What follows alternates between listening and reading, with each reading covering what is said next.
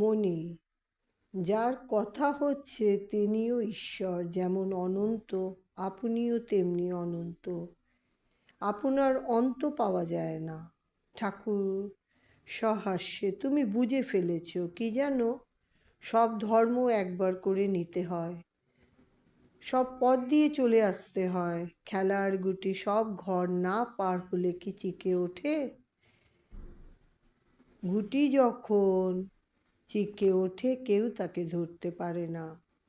মনি, আজ্ঞে হ্যাঁ। ঠাকুর বলছেন যোগী দুই প্রকার, বহুদক আর কুটিচক।